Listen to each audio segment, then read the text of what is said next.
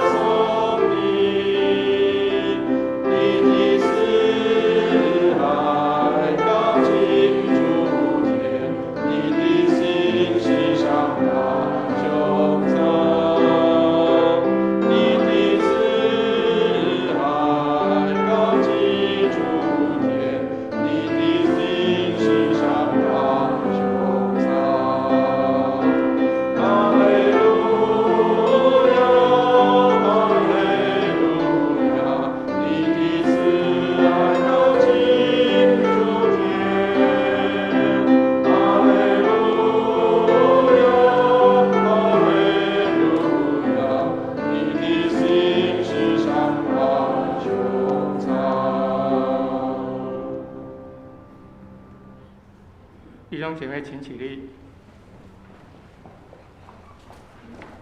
我们一同以使徒信经来宣告我们的信仰。行。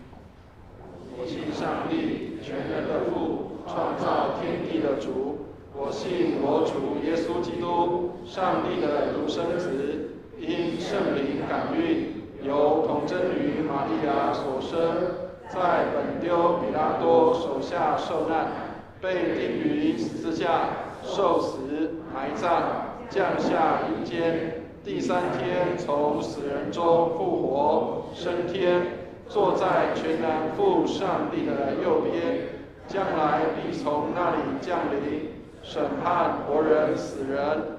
我信圣灵，我信圣而公之教会，我信圣徒相通，我信罪得赦免，我信身体的复活，我信永生。阿们。荣耀颂。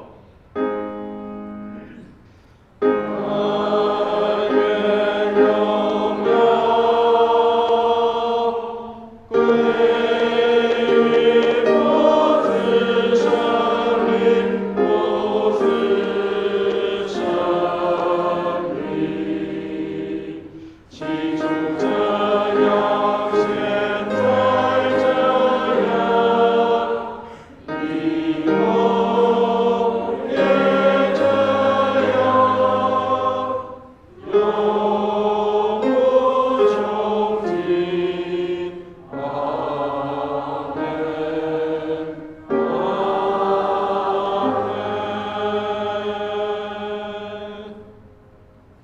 兄姐妹请坐。接下来是起应文，今天的起应文在诗篇126篇，诗篇126篇，在旧约656页。等一下由我来起，弟兄姐妹来应，最后一节大家一起。诗篇126篇。当耶和华将那些被掳的带回西安的时候，我们好像做梦的人，我们满口嬉笑，满口欢呼的时候，外邦人中就有人说：耶和华为他们行了大事。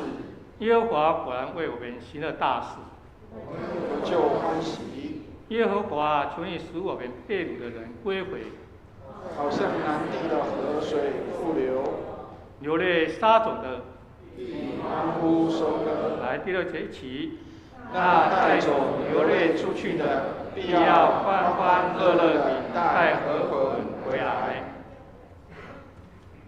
接下来是点烛礼，今天是降临节第3主日，来点燃3根蜡烛。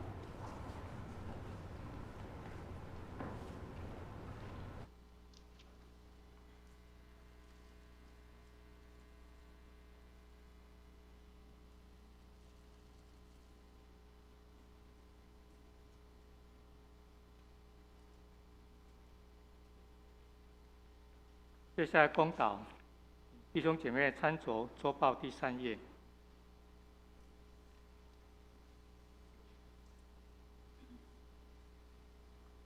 亲爱的上帝，我们荣光堂的信友们在此有几个愿望来向你祷告，求主垂听怜悯。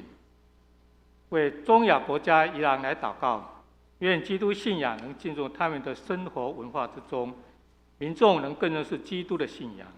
我为台湾卫理公会北山区教会祷告，三峡卫理堂谢炯牧师为教会奉献充足，教会在当地更加得人，传道同工身心健康祷告。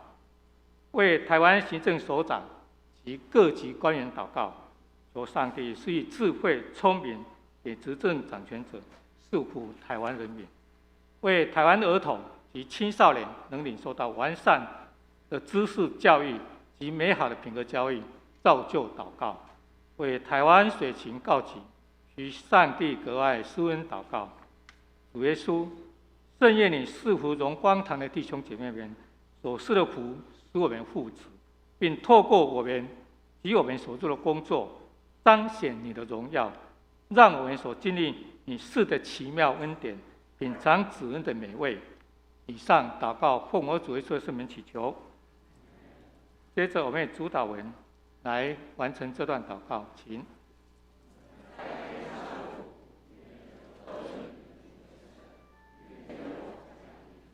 你的旨意行在地上，如同行在天上。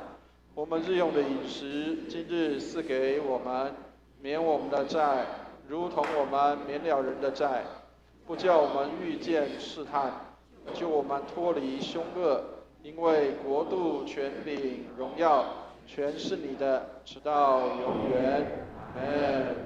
接下来，今课我们请张德正弟兄为我们恭读。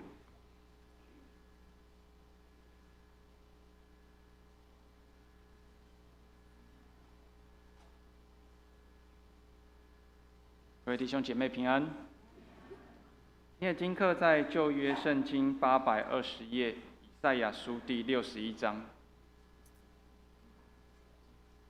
旧约圣经820页，以赛亚书第61章1至4节以及8到11节，由我来大家恭读。赛亚书61章，主耶和华的灵在我身上，因为耶和华用膏膏我，叫我传好信息给谦卑的人，差遣我医治好伤心的人，报告被掳的得释放，被囚的出监牢，报告耶和华的恩年和我们上帝报仇的日子，安慰一切悲哀的人，赐华冠与锡安悲哀的人代替灰尘，喜乐油代替悲哀，赞美衣代替忧伤之灵，使他们称为公义树，是耶和华所栽的，叫他得荣耀。他们必修造已久的荒场，建立先前凄凉之处，重建历代荒凉之城。第8节，因为我耶和华喜爱公平，恨恶抢夺和罪孽，我要凭诚实实行报应，并要与我的百姓立永约。他们的后裔必在列国中被认识，他们的子孙在众民中也是如此。凡看见他们的，必认为他们是耶和华赐福的后裔。我因耶和华大大欢喜，我的心靠上帝快乐，因他以拯救为衣给我穿上，以公义为袍给我披上，好像新郎戴上华冠，又像新妇佩戴装饰。田地怎样使白骨发芽，园子怎样使所种的发生，主耶和华必照样使公义和赞美在万民中发出。再来第2处经课，在新约圣经226页，帖撒罗尼迦前书第16章至24章。新约圣经226页，帖撒罗尼迦前书第16章第5章第16节至24节。第5章16节，要常常喜乐，不住地祷告，凡事谢恩，因为这是上帝在基督耶稣里向你们所定的旨意。不要消灭圣灵的感动，不要藐视先知的讲论，但要凡事查验，善美的要持守。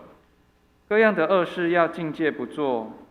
愿赐平安的上帝亲自使你们全然成圣，又愿你们的灵与魂与身子得蒙保守，在我们主耶稣基督降临的时候，完全无可指摘。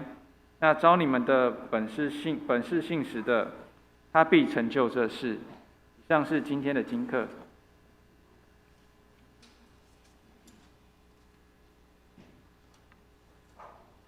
我们谢谢张德正弟兄为我们恭读上帝的话语。接下来是献诗，我们请喜乐花音班。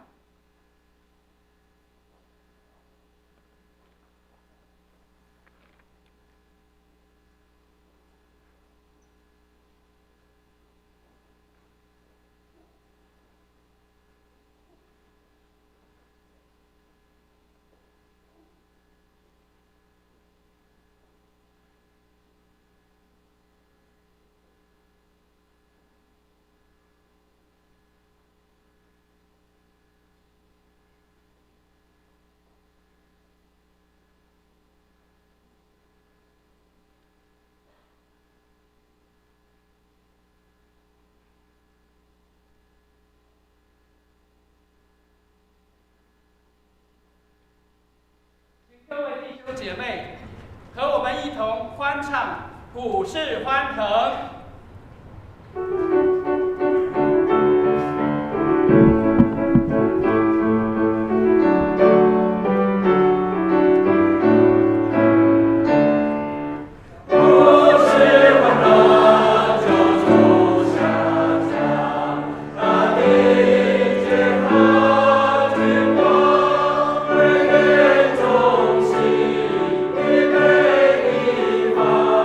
主天欢呼歌唱。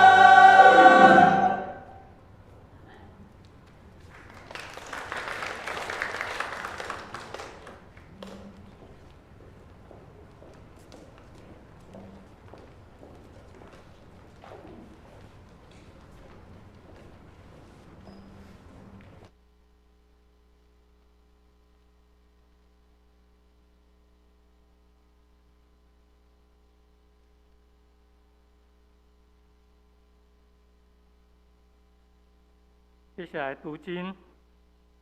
今天的经文在约翰福音1章19到28节。约翰福音1章19到28节，在新约100页。由我来攻读这段经文。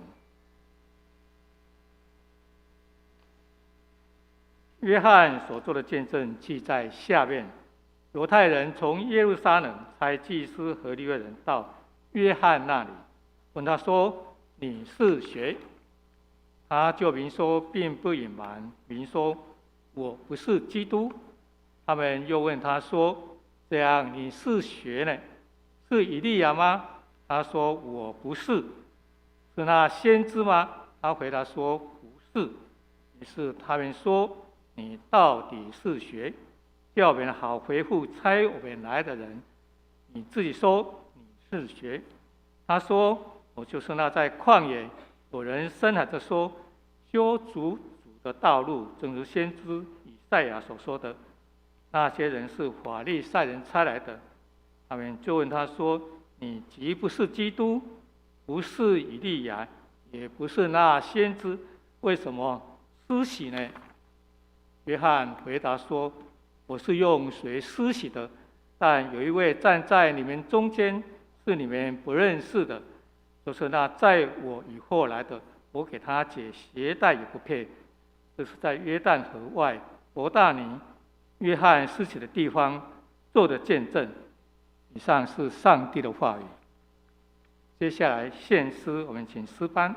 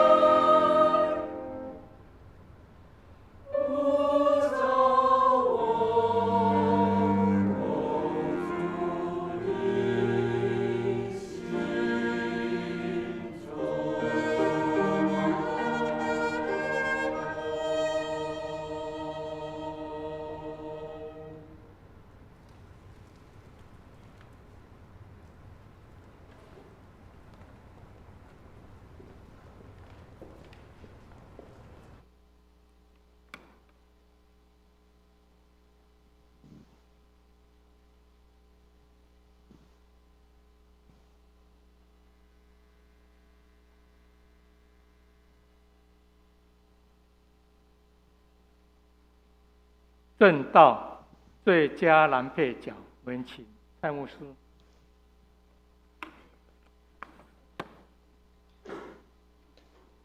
弟兄姐妹平安，感谢主，我还不是最佳男配角。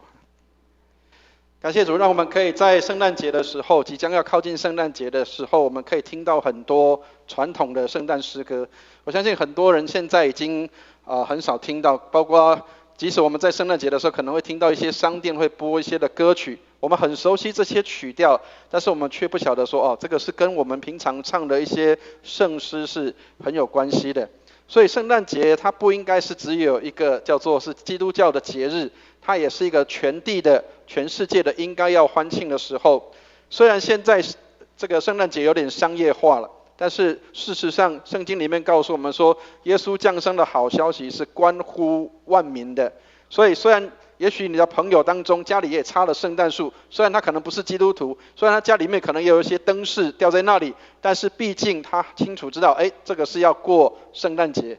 但是我们基督徒更要知道一个事情是，圣诞节的主角不是圣诞老公公，是耶稣基督。所以愿上帝帮助我们，让我们能够更清楚知道这个节日它所要带给我们的意义，它背后所要告诉我们的一些的事情，让我们更加的知道说谁才是主角，然后我们就知道谁才是那个配角。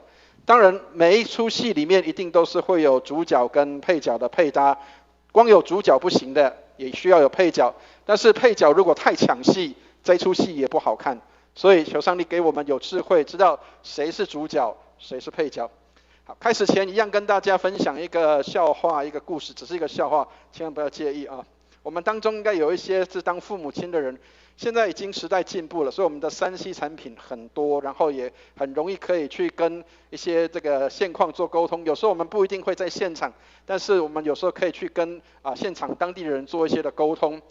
现在学校里面很多老师很聪明，因为有时候学生管不动的时候，他们就赶快在 LINE 里面赶快写给他的家长说，这个请这个家长来这个处理一下这个事情。所以有一个老师他就在 LINE 里面就写给这个家长他因为这个学生不好管，他就跟这个家长写说，某某家长，你的孩子在学校里面闯祸了，那请问你是不是可以拨个空来学校里面来处理一下这个事情？然后这个家长他就很有趣的，他就回了一封信给他，他说，亲爱的老师，我的孩子在我家里也常常惹事，请问你是不是可以来我家里一趟呢？所以其实有时候我们需要去体谅别人的感受，有时候人家在工作的当中，其实接到这样的信息是心里面也不太高兴的，但是我们求上帝给我们有智慧，特别我们有一些当老师的人，当老师很辛苦的，千万不要觉得说当老师是一个很好受的事情，当老师是很辛苦的。有很多时候我们把孩子丢给学校，但是我们可以丢后不管了，但是老师就要负起在那8个小时里面的责任。所以曾经有一个美国的妈妈，她拍了一个短片，她说，如果老师要叫我配合什么，我一定马上配合。她说，有谁能够把我家的孩子管8个小时在学校的里面，然后让我有8个小时可以很好的休息的时间？她说，如果老师叫我做什么，我一定全力的配合。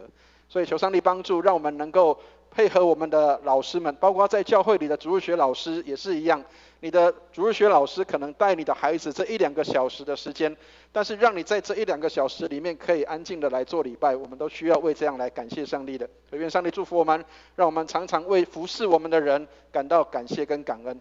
好，请我们一起举起圣经来祷告，愿上帝的话成为我们的帮助和力量。我们一起举起圣经来祷告，一起念经。这是我的圣经，他说我是谁，我就是谁；他说我拥有就拥有，他说我可以就可以。今天神的话要来教导我，我诚心悔改，我心里警醒，我灵谦卑受教，我就不再一样。奉主耶稣基督的圣名，阿们。当我们读圣经的时候，求上帝给我们有专注的心在那里。所以如果我们在读经前还没有办法安静的时候，我们可以透过一些的祷文，让我们可以在读经的时候可以安静我们的心。那特别这个主日要跟大家特别介绍一下，今天这个主日叫做将临期的第3个主日，一般这个主日叫做喜乐主日。各位如果看到我们在讲桌上面，通常我们每一个降临期的时候要点一支紫色的蜡烛。教会里面紫色代表特别的意义，紫色代表的是悔改跟等候的意思。所以降临期的紫色的蜡烛代表我们在悔改跟等候主要降生的时候。但是今天的这一支蜡烛比较特别，为什么它是粉红色的，知道吗？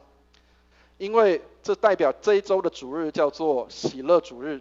亲爱的弟兄姐妹，信仰不是让我们每天活在愁苦的当中，每一天让我们觉得不舒服，信仰也是让我们得着喜乐的，让我们可以在主降临的时候，我们可以预备好我们自己，可以有喜乐的心来等候主的再临。所以在腓立比书4章4节说，你们要靠主常常喜乐。现在说我告诉你们要喜乐，各位知道喜乐跟快乐有什么不一样，知道吗？曾经以前有一个老师问他的学生说，你们知道喜乐跟快乐的差别在哪里？请问快乐都是短暂的，喜乐是比较久的，还有吗？有没有其他答案？快乐有条件的，喜乐是从心里发出来的。OK， 非常好。我相信每一个人对喜乐跟快乐会做一个很好的区别。我觉得一个喜乐跟快乐的人，或许会有一些不一样的地方，但是你会发现那个不一样的地方也代表那个生命的不一样。请问一下各位，如果你对了发票中了200万，那是快乐还是喜乐？快乐，对不对？哇，太好了，中200万，这是多么高兴的事情，所以那是外加的。但是如果你今天捐了200万去给孤儿院，你今天捐了钱去给那个叫做有需要的人的时候，你心里面那个高兴是快乐还是喜乐？喜乐。虽然你失去，但是你心里面是高兴的，那个叫喜乐。虽然你获得，那是很正常，获得就是快乐，获得让你可以高兴，那是快乐。所以喜乐是让我们可以什么？即使我今天可能失去这一切，但是我仍然心里面是兴奋的，是高兴的，因为我知道我所信的是谁。所以亲爱的弟兄姐妹，愿上帝帮助我们，喜乐主日是让我们重新反省，有哪一些东西是我们该丢掉的，有哪一些东西是我们该保留住的。也许有一些东西从你的心里面会挪开，会从你的心里面拿走，但是让那个配角拿走之后，留下主角在你的生命当中，做你生命的主，那才是真正我们在这一周所要学的。所以有一颗喜乐的心，这是神的命令，也是神的智慧，也更是一帖良药。所以箴言里面说，喜乐的心乃是良药，对不对？好，所以经上说要常常喜乐，不住的祷告，凡事谢恩。有喜乐的心，这是神的命令，也是神的智慧，更是一帖良药。所以愿上帝帮助我们这一周喜乐主日，让我们能够带着欢喜快乐的心，能够来到我们不管是工作职场，或是在我们的生活环境里面，让人看见基督徒。也许我们不一定叫做拥有什么可以让我们快乐，但是我们即使什么都没有，仍然是心里面喜乐的。当然我们不会什么都没有，因为我们拥有的是一个最伟大的礼物，是什么？是耶稣基督来到这个世界上。所以很多人在过圣诞节的时候，他们会过很多的这样的一个节日，包括他们会去购物，会去有很多的这些活动，圣诞节的活动。但是最伟大的礼物不是挂在圣诞树上的，最伟大的礼物是挂在十字架上的。愿上帝帮助我们，让我们知道那个基督的降生，耶稣基督是代表上帝给我们的伟大的礼物，让我们可以知道上帝最伟大的礼物是让我们可以在这个时节里能够享受那个从天上来的祝福，而不是我们只是拥有些什么，或者是在欢庆当中去吃了大餐，去拥有些礼物。最伟大的礼物是从天上来的，是挂在十字架上的。愿上帝来祝福我们。好，所以今天我们所读的经文各位如果在读的时候会觉得很奇怪，应该我们要读，最近应该要读一些基督怎么降生啊，基督应该是要生在马槽，要生在哪个地方，应该我们最近要读的是这个，跟今天这一段的经文有什么关系？先跟大家解释一下因为各位在读约翰福音的时候，很多时候我们常常会误解一个事情，是约翰福音里面好像很少在讲到基督降生的事情。事实上在圣经里面，约翰福音代表这一卷福音书在讲耶稣基督是上帝的儿子，所以不用特别去琢磨他的出生，他的降生，但是要知道他的角色在我们的生命当中带来什么样的一个身份，带来什么样的一个意义。所以约翰福音的作者叫做约翰，啊，那当然很多人会说啊，他是不是我们今天读的那个施洗约翰？其实并不是啊。施洗约翰是特别有一个人，他是在约旦河边来施洗的。所以今天我们所读的经文里面，这个人叫做施洗的约翰。我不晓得我们当中有没有人，你的名字叫做约翰？各位知道约翰的名字的意义是什么？知道吗？如果你是有名字有叫做约翰的人，你知道你的名字 John 这个意思是什么？千万不要误会，因为有的厕所也会写一个 John 啊，不是说叫你去上厕所的意思，不是那个，也不是那个喝酒的那个约翰走路那个，不是。各位知道，其实约翰这个名字是很有意思的。各位知道约翰这个名字什么意思？知道吗？约翰的名字的意思叫做上帝是慈爱的，上帝是慈爱的。所以有很多人可能会取个名字叫什么天恩，对不对？上帝是慈爱的，上帝是对我有恩惠的，所以约翰的意思就是上帝是慈爱的。所以这个写约翰福音的这个约翰，如果你知道他的背景的时候，圣经里面曾经提到说他是一个叫做雷子，叫做半尼奇的人，他是一个脾气很不好的人。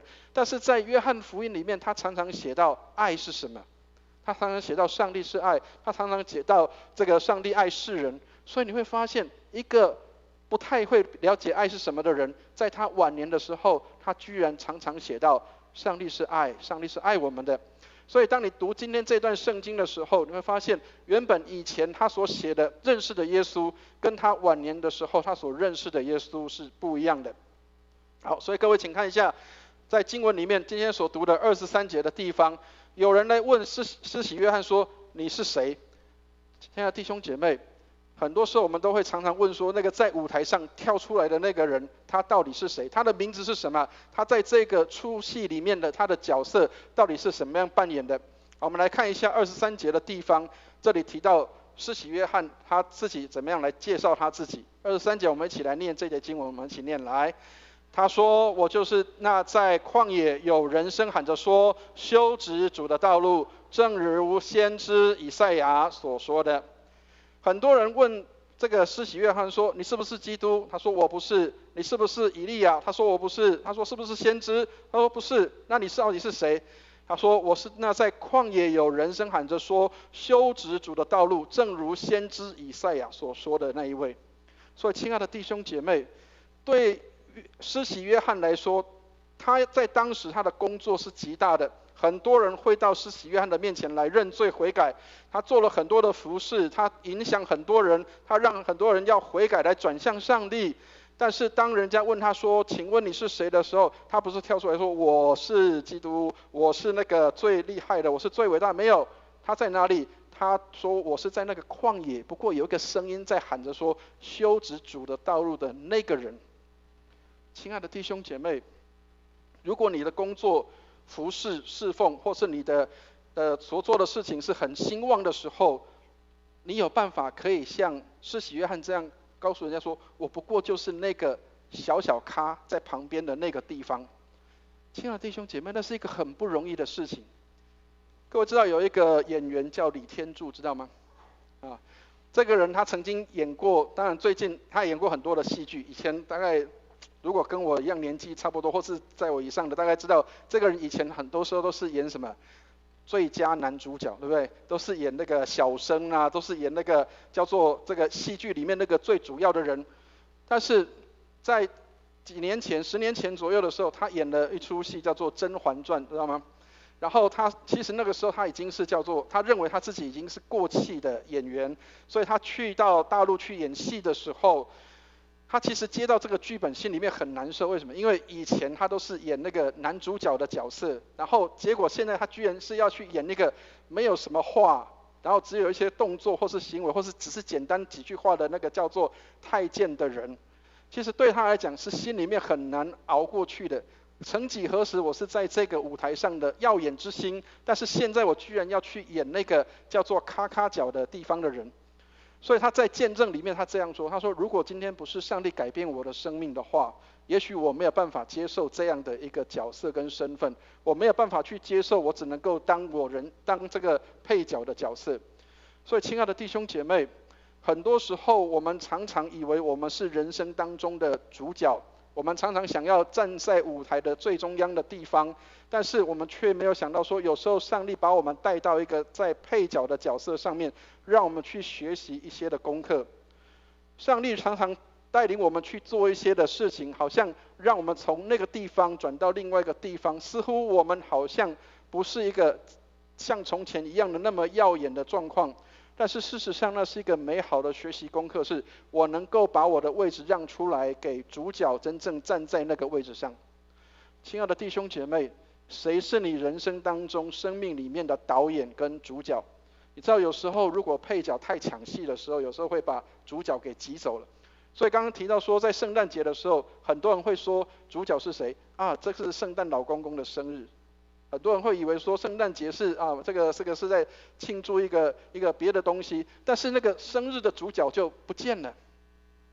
我曾经看过在庙宇里面有人在插那个圣诞树在庙宇里面，你知道那是一个很好玩的事情，是庙里面居然会插圣诞树。但是你可以想见一个事情，他们要过的那个主角大概应该不会是耶稣，但是他会觉得这个是圣诞树插在这个庙里面，他觉得很漂亮很好，因为他们也要过这个圣诞节。但是圣诞节的主角到底是谁？这是我们需要去思考的。有时候我们常常会把配角的角色拿来当做一个主角的角色了。所以我们来看一下约翰怎么介绍他自己，他回答他自己是谁。我们来看26、27节，我们一起来念一下26、27节，我们一起念来。约翰回答说：我是用水施洗，但有一位站在你们中间，是你们不认识的，就是那在我以后来的，我给他解鞋带也不配。亲爱的弟兄姐妹，如果我们有看过以色列人过去的历史，你知道帮人家解鞋带的人是谁，知道吗？家里面最小的佣人，家里面那个最咔咔脚、最不重视的那个人，他才能够去帮主人解鞋带。所以你可以想见一个事情，说约翰他说什么？他说我连帮他解那个鞋带都不配。他说我连当他那个最小最小的仆人都是不配的。亲爱的弟兄姐妹，你可以想见一个事情，是在当时施洗约翰的震荡跟影响，让很多的法利赛人文士不得不承认，但是当然他们没有办法讲出来。他说他的权柄是从上帝那里来的，他们不敢承认，但是他们心知肚明，知道施洗约翰所做的事情是大有影响力的。但是施洗约翰说，他说我连帮在我以后来的那一位解鞋带也是不配的。亲爱的弟兄姐妹，有时候我们会不会是反过来，是耶稣反而变成是我们的配角了，而我们却变成是主角了？耶稣反而是帮我们解鞋带的，而我们是站在那里伸脚出来让耶稣来解鞋带的那一位。亲爱的弟兄姐妹，上帝帮助我们，让我们能够重新来思想反省，谁才是你生命当中的主角跟那位导演。保罗在对约翰的这样的一个评语，他是这样说的：施洗约翰所做的工很有效果，他做的工是对的，但是他做的工作是什么？我们来看一下使徒行传19章第4节的地方，他提到约翰的洗是什么样的洗。我们来看一下保罗所说的，我们一起念这段经文，一起念来。保罗说，约翰所行的是悔改的洗，告诉百姓当信那在他以后要来的就是耶稣。亲爱的弟兄姐妹，保罗很清楚的介绍，那个跳出来的那个最早跳出的那个不是主角，那个人他是配角。他虽然施洗约翰虽然做很多的这样的服事，但是他不是那个真正的主角。真正的主角是谁？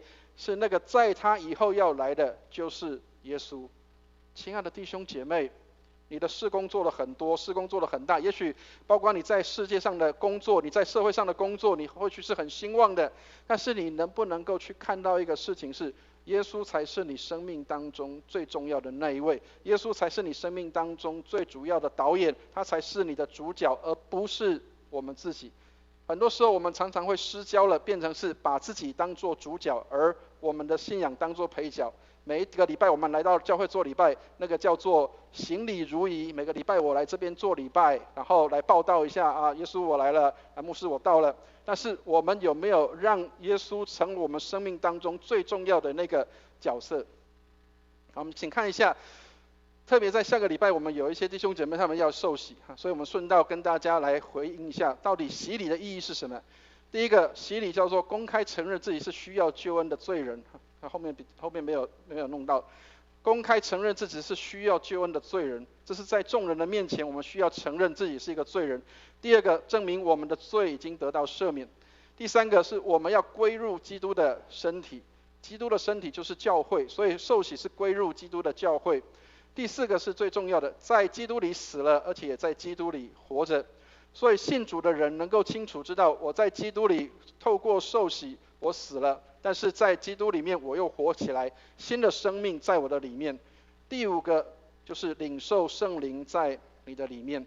所以亲爱的弟兄姐妹，受洗不是只是一个仪式，受洗不是只是我来做一个好像让水来经过我的身体，然后好像我就从此就这个好像就不再一样了，不是只有这样，而是我们能够进入到基督的身体里面，成为基督身体的一份子，并且我们知道我们的生命跟过去已经不一样，因为有新的生命在我们的里面。更重要的是，我们要领受圣灵在我们的里面。所以愿上帝帮助我们。如果我们对受洗还并不是很清楚，那么我们需要知道为什么我们要公开在上帝跟众人的面前要领受这样的洗礼。好，所以施洗约翰他带来的洗是一个悔改的洗，但是赦罪的道是从耶稣基督来的。当然很多时候我们的焦点常常不是放在耶稣的身上。其实各位，当牧师在预备讲这个东西的时候，我自己也常常在反省自己，是很多时候我们会不会把我们的焦点从耶稣的身上转变成在自己的身上。讲道的目标不是使人爱上你的讲道，而是要让人爱上上帝的道。今天有很多基督徒喜欢听讲道，但是他们没有使他们更喜爱读神的话语，这是我们需要去反省的。也许我们在礼拜天，我们很期待讲员会讲一些东西，让我们觉得高兴兴奋，但是我们有没有除了这些故事或是比喻，或者是你听到的那个话语的内容，包括站在台上的这个人，除了这个以外，有没有让你更爱你的上帝？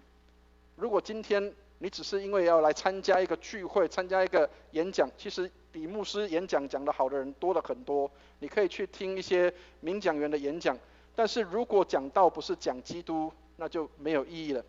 所以讲道的目标是让人爱上帝的道，而不是爱上那个讲道的那个人。所以上帝帮助我们，让我们去看到那个焦点是真正重要的，不是那个在台上讲道的那个人，而是他所讲的道，所说的耶稣基督，是你生命当中所最需要的。好，看下一页。好，所以这里有一个很好的提醒，他说停止夺取神的荣耀。很多时候我们常常会失焦，变成在服事的当中，我们会变成是夺取了上帝的荣耀，而不自觉跟不自知。以前曾经我在带一个年轻人，在带一些年轻人在带敬拜团的时候，其实那也是对我自己的一个提醒。很多时候我们常常以为是自己在做服事，其实我们不晓得那是神在我们的里面做的工作。曾经我在带一个青年的这个敬拜团的时候，你知道有时候年轻人有时候会自己觉得自己好像很膨胀的。有时候我在带聚会的时候，我就跟这些年轻人讲说，批评某一些这个唱诗歌的人说，你看这个人五音不全，你看那个人唱诗那么难听，他居然敢站在台上来唱歌。我们当中有一位年轻人，他这样说，他说，牧师啊，你怎么知道那个五音不全的人他唱的诗歌却是可以感动人心的呢？所以很多时候我常常去反省一个事情是，很多时候我们常批判说，你看这个人这么差，这个人这么不好，他怎么配来服侍？但是事实上上帝往往用那些叫做软弱的要叫强壮的羞愧，上帝往往常常用一些叫做不太起眼的要叫那些叫做很厉害自己以为很厉害的人羞愧。上帝用的不是那个叫做厉害的人，上帝用的是你愿意被他使用的人。所以亲爱的弟兄姐妹，上帝帮助我们，牧师不是要站在讲台上面才能够叫做荣耀上帝，真正站在讲台上也许只有40分钟50分钟，但是生命最重要的彰显是在下了台之后的时间。刚刚早上台语堂的时候，我们有一个司会，他这样说，他说我司会很多次，但是我站在台上我仍然脚都是会抖的。我说这是对的，为什么？因为你每一次站在讲台上，那个都是一个很慎重的事情，如果你的脚不会抖，那是很奇怪的。亲爱的弟兄姐妹，如果你站上台的时候你是不会害怕不会抖的，那么你的服事恐怕要反省一下，你是荣耀自己还是荣耀上帝呢？好，所以卡尔楚门这个人他说，讲道应该要尽可能让神的话清楚明白，而且尽量不要让人注意到自己的学识。求主怜悯，因为很多时候我们可能站在台上的人很会讲学术的东西、学识的东西，但是却讲不出生命的道在人的心中。当然不是说你不需要学识，不是说你不需要这些的学问，而是你要学习怎么样透过这些学识跟学问来帮助人。所以最近我看到有一个圣公会的牧师他讲了一段话很好玩，他说知识就像什么，就像内衣裤一样，你需要它，但是你不要炫耀它。能够了解那个意思吗？学识，你的学问，你的神学是你的什么东西？内衣裤啊，你需要它，但是你不要拿来做什么？拿来炫耀它。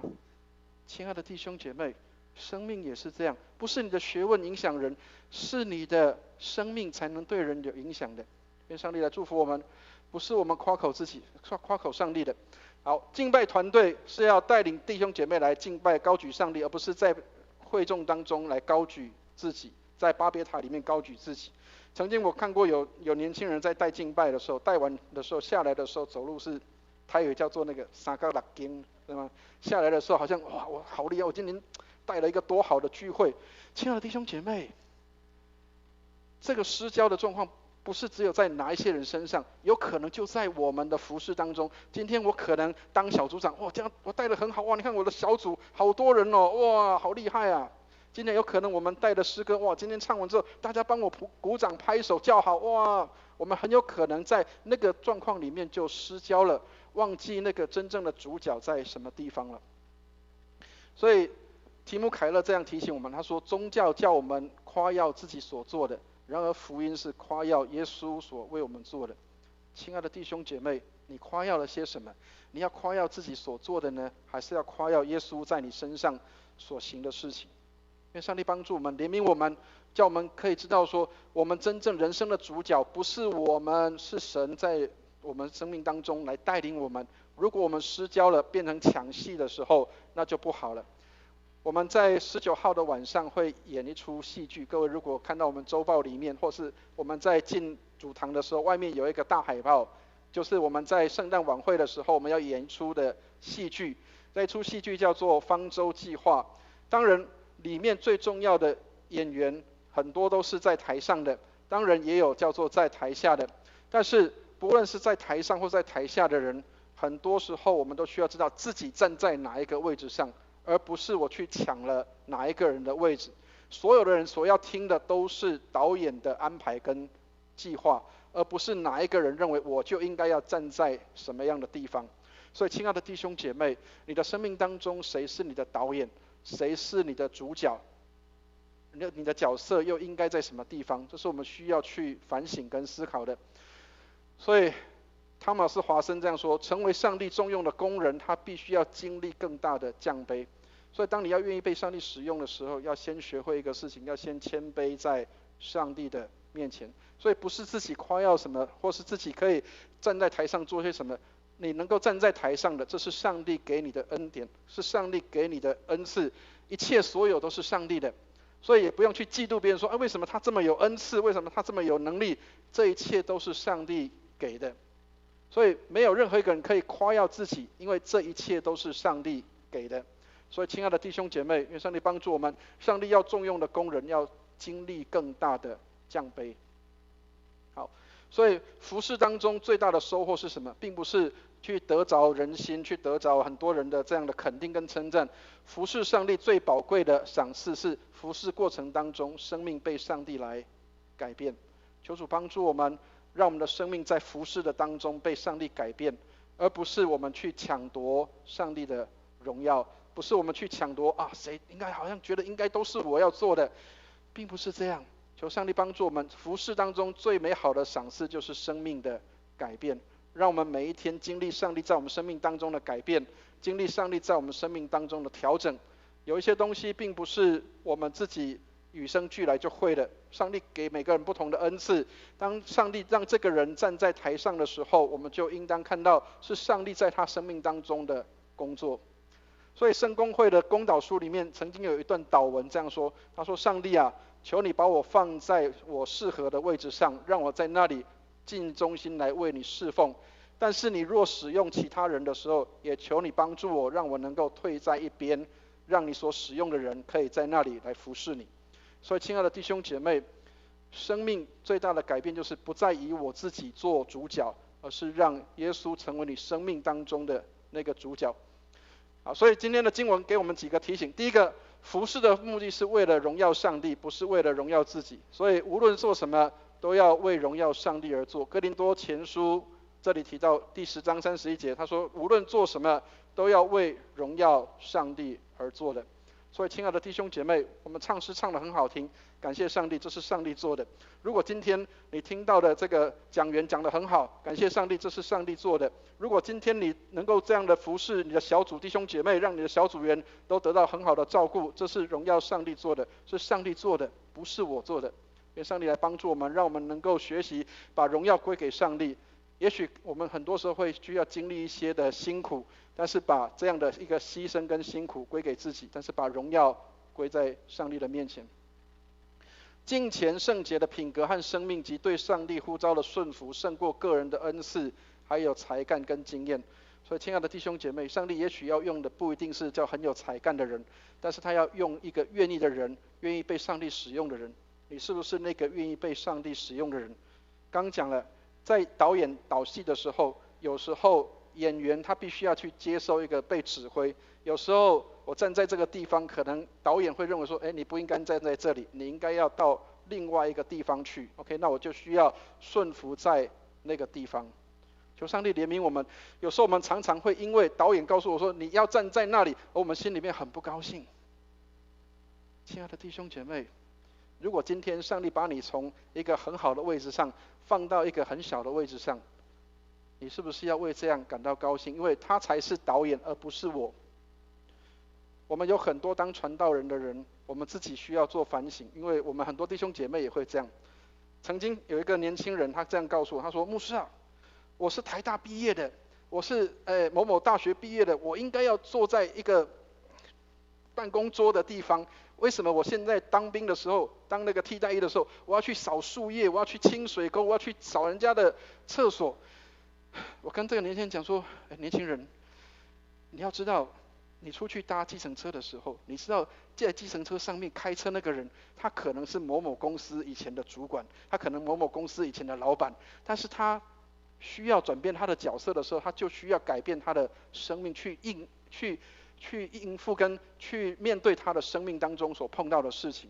所以你千万不要觉得你今天是某某大学毕业，你今天是某某身份跟角色，你就应该要在哪一个位置上。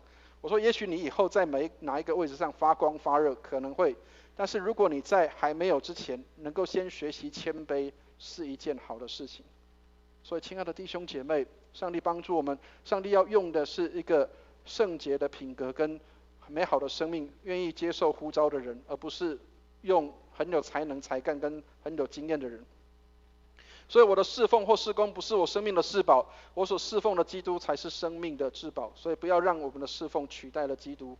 所以亲爱的弟兄姐妹，有没有什么样的事情让你取代了基督，让你的东西取代了耶稣基督在你生命当中的位置？10诫里面第1条诫命最明显的提到一个事情，他说除了耶和华以外，你不可有别的上帝。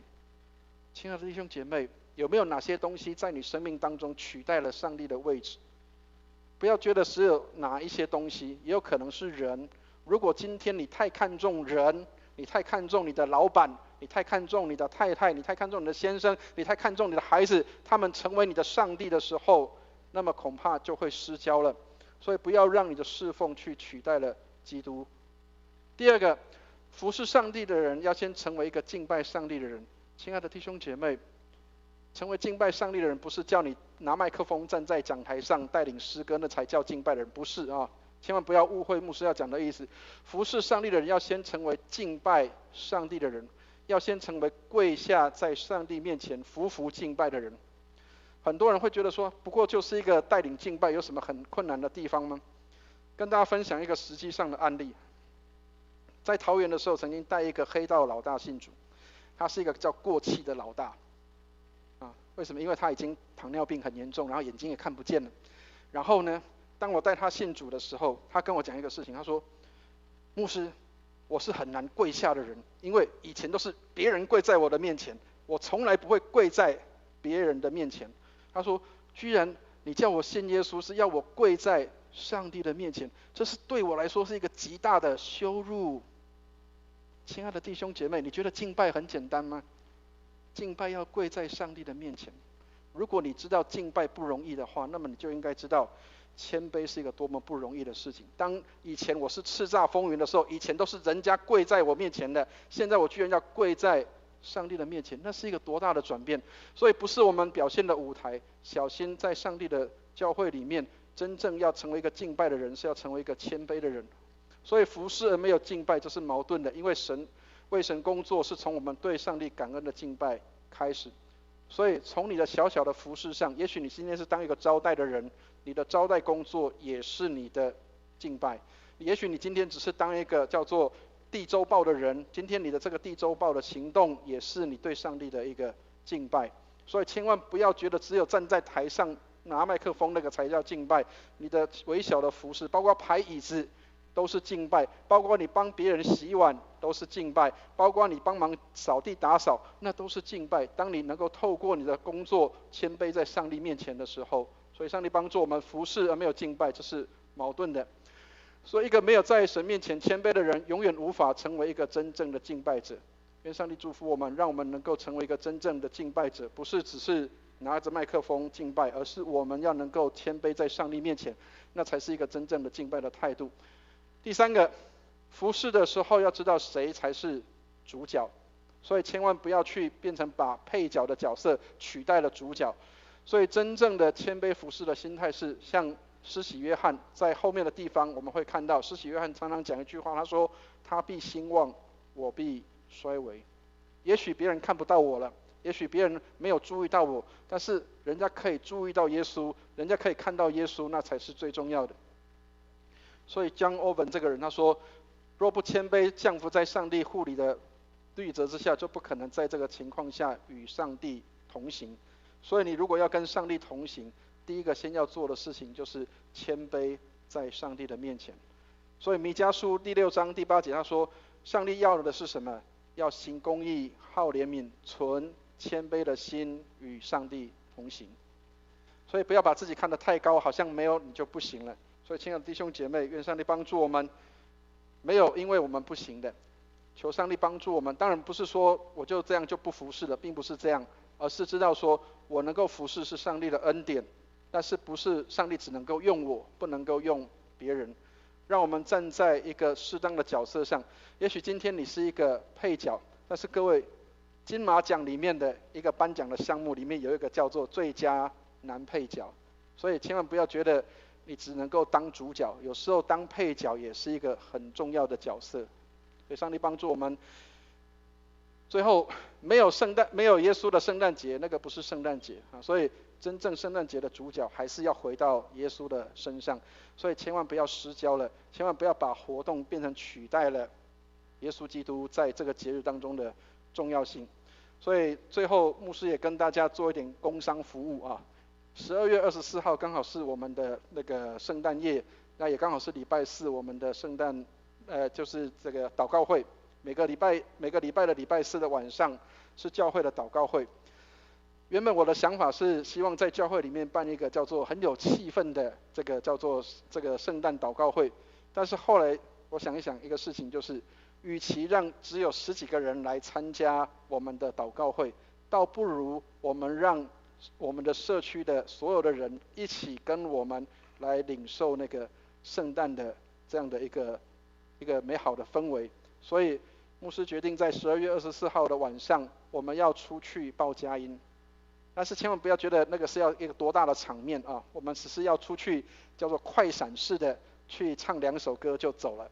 千万不要觉得我只要在那边接受人家喝彩，唱完之后我们就要快闪离开。但是我们一定要经过一个地方，先跟大家预告一下，我们一定要经过一个地方，就是我们的旧教堂的地方。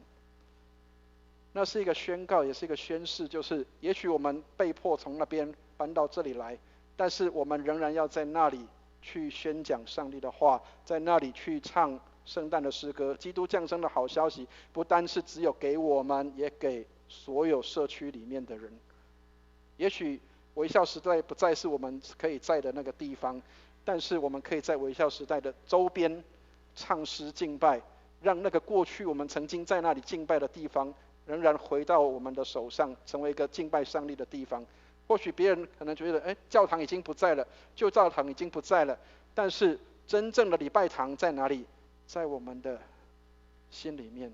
愿上帝祝福我们，让我们的荣光堂真正的教堂不是在这栋建筑物里，是在我们的心里面。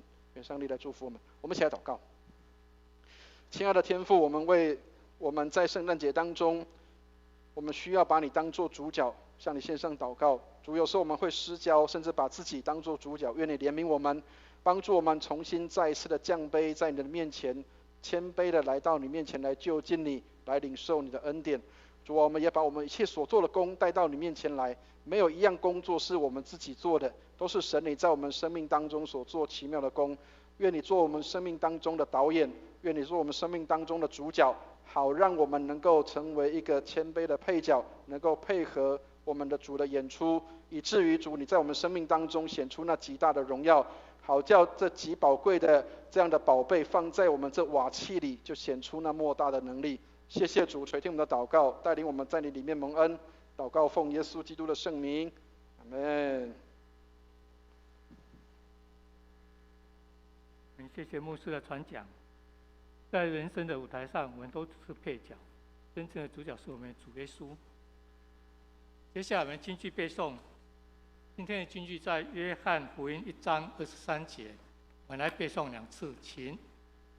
他说：“我就是那在旷野有人喊着什么修属主的道路，正如先知以赛亚所说的。”约翰福音1章23节，再来一次。他说：“我就是那在旷野有人声喊着说修属主的道路，正如先知以赛亚所说的。”约翰福音1章23节。接下来回应诗歌《怎能如此》，今年诗选253首。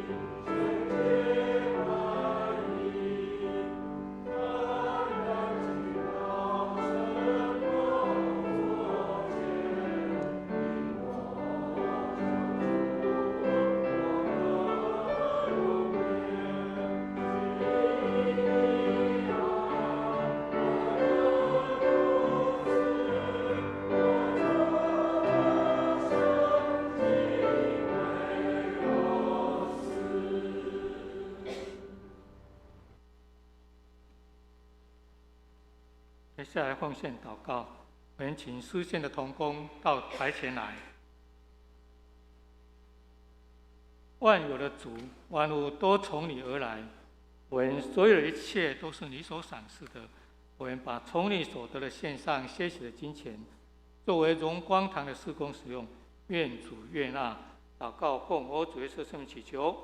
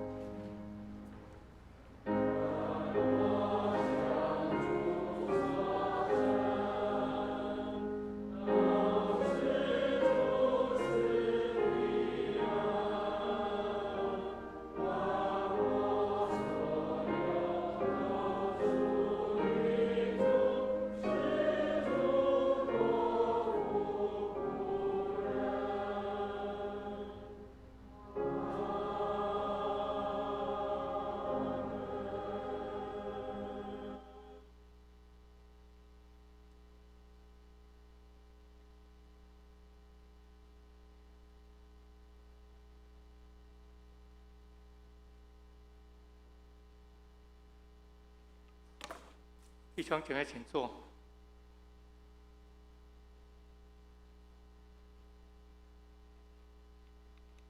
接下来是问安参献礼，唱诗，我们成为家人。等一下第二遍的时候，请大家拱手问安。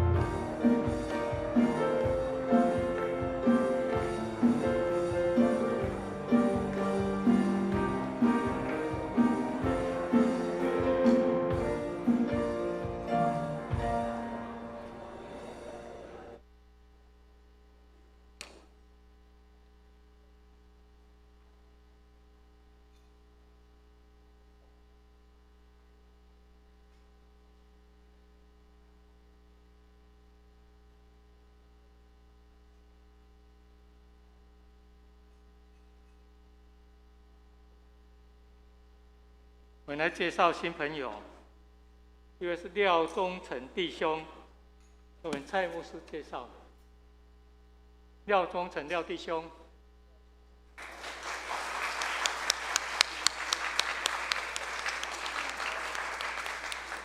我介绍一下，这是我的学长，在淡水工商专校的学长啊。那他是念气管嘛，对不对？对对。他也在那个马偕医院服务过一段时间。那今天他可能特别从台北下来看我了，谢谢。欢迎欢迎。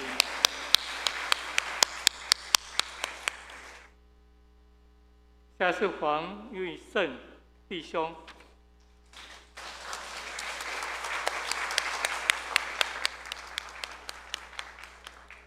一次欢迎，永远欢迎。接下来是报告，我们翻开周报。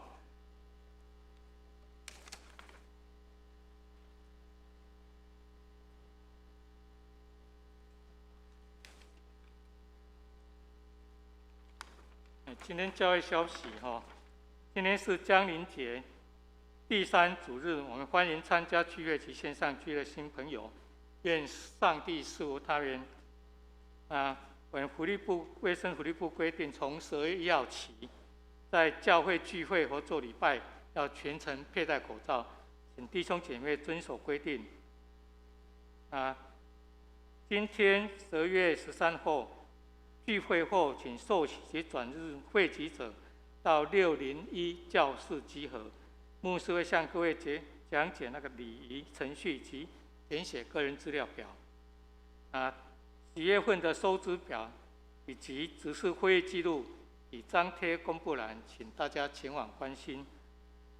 第5点是年底将卸任的执事名单有邵文执事、世文执事，还有德强执事。我们感谢他们任内的忠心服侍。愿主赐福纪念他们的辛劳。我们鼓掌感谢他们。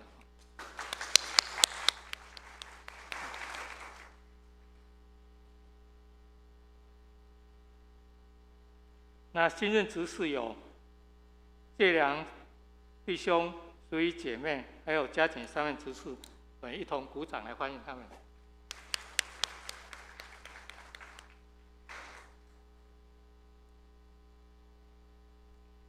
那这个礼拜6晚上6点45分，我们在教会举办圣诞晚会，主题是方舟计划，我们欢迎邀请福音朋友及家人共同参与。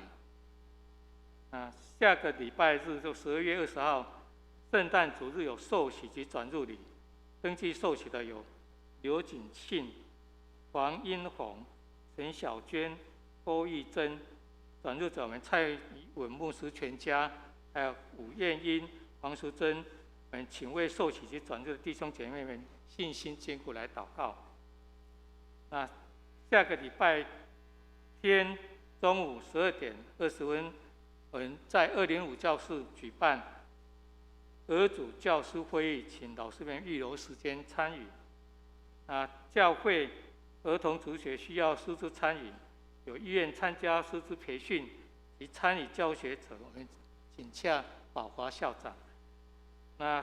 12月26号下午4点，在本堂 YMCA 邀请的世纪儿童合唱团阿卡贝拉铜管5重奏圣诞音乐会，这个音乐会采自由入场，欢迎弟兄姐妹前来观赏。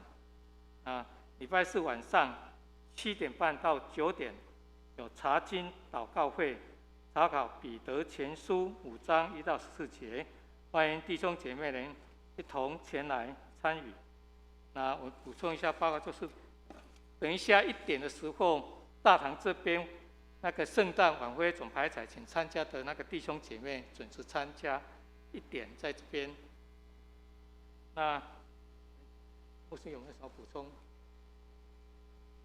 弟兄姐妹，我们有几件事情跟大家做一点补充啊。刚刚有提到说我们的24号的晚上的那个要去报佳音的事情的话，那请大家如果你有意愿要报佳音，请跟这个办公室联系，因为这样我们比较好统计人数，因为我们每个人要带一些礼物出去。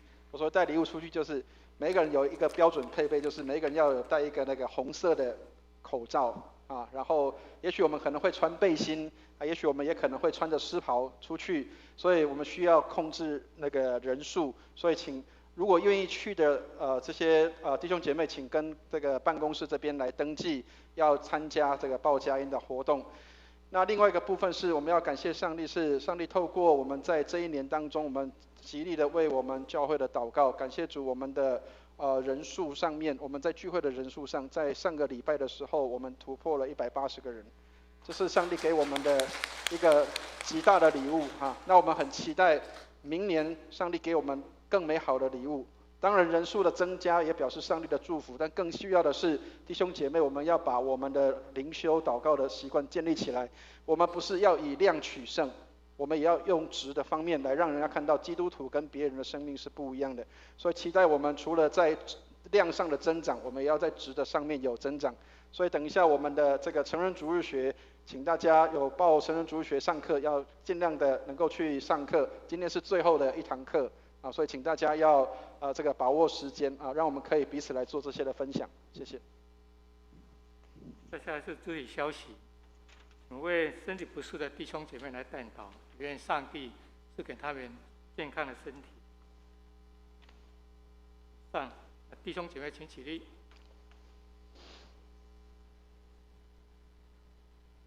3、1，送。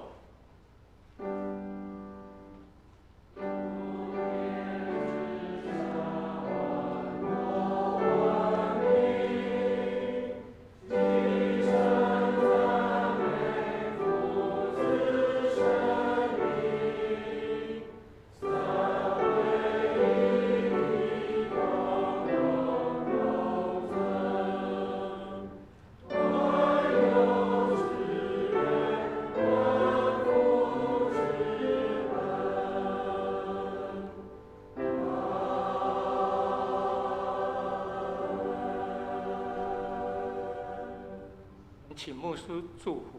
弟兄姐妹，我们一起来领受祝福。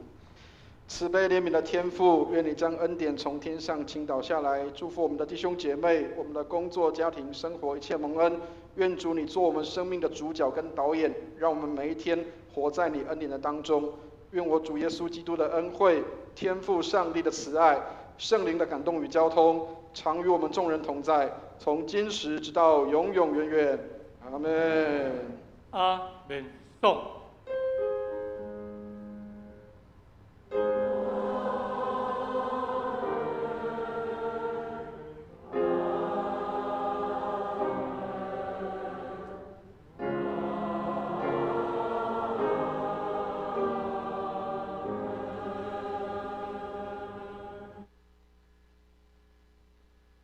弟兄姐妹，请坐。